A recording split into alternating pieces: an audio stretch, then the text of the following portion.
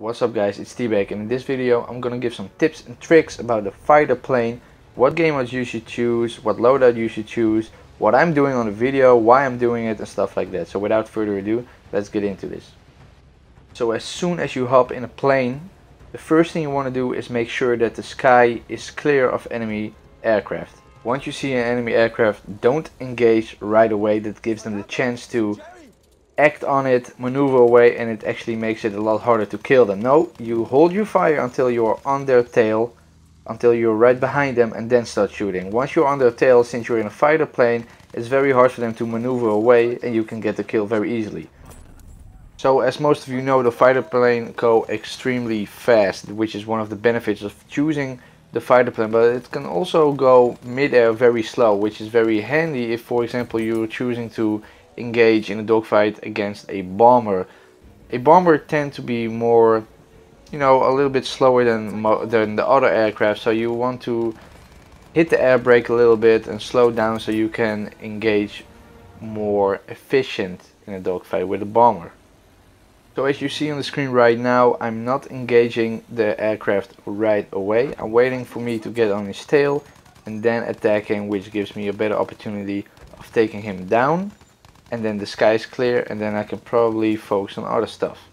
Once you know for a fact that the sky is clear of enemy threats, then you can engage the ground units.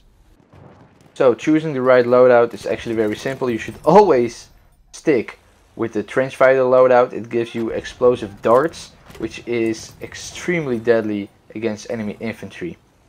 As you can see on the screen right now, the darts are kind of spreading. So you want to release the darts at the exact same time to maximize your kill zone. Okay, it's pretty much an instant kill once you hit them with the darts. You rarely get an enemy hit, you most likely get an enemy kill. And there are a couple of different ways to actually increase your kill zone, but more on that later. The first thing I want to say is that you can actually engage enemy ground units in third person or in first person.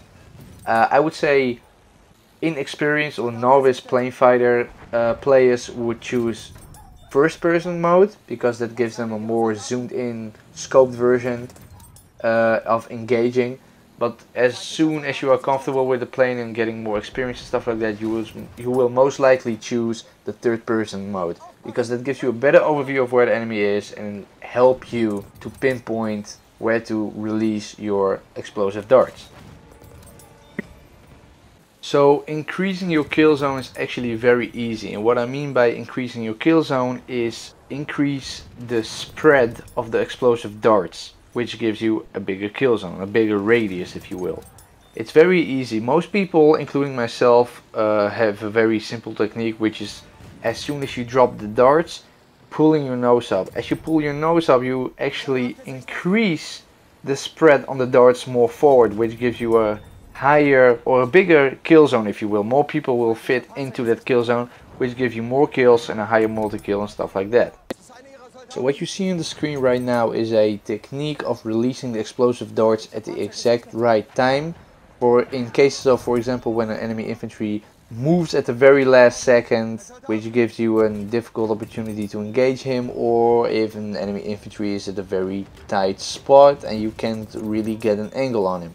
This technique is kind of more advanced, if you will. It's basically rolling to the left or the right and releasing your darts at the exact right time. So, for example, if you roll to the right and releasing your darts, they go to the left, and vice versa. If you roll to the left and release the darts, they go to the right. Whereas if you didn't roll to the left or right and releasing, they would just go straight down. So this is kind of angling your darts in a certain way to get them tricky kills, if you will. Some other tips that I have for you guys is playing with your airspeed. For example, if you have trouble finding enemy infantry on the ground, play a little bit with the air brake, go a little bit slower, which gives you more time when you're flying over so you can spot them more easily and engage them. Also remember, in operations at a map like this, most enemy infantry will likely be near buildings, near cover and stuff like that. So if you can't see your enemy, you can always go for some, I call it blind kills, which is releasing your bombs or releasing your explosive darts at a place where you expect the enemy to be, but you don't really see them. So for example, near buildings, at walls and stuff like that, near cover, most likely enemy infantry will be there. So if you don't see them, just release your explosive darts. They replenish extremely quick, so you can just get some free kills even if you don't see them. So yeah guys, those were basically my tips.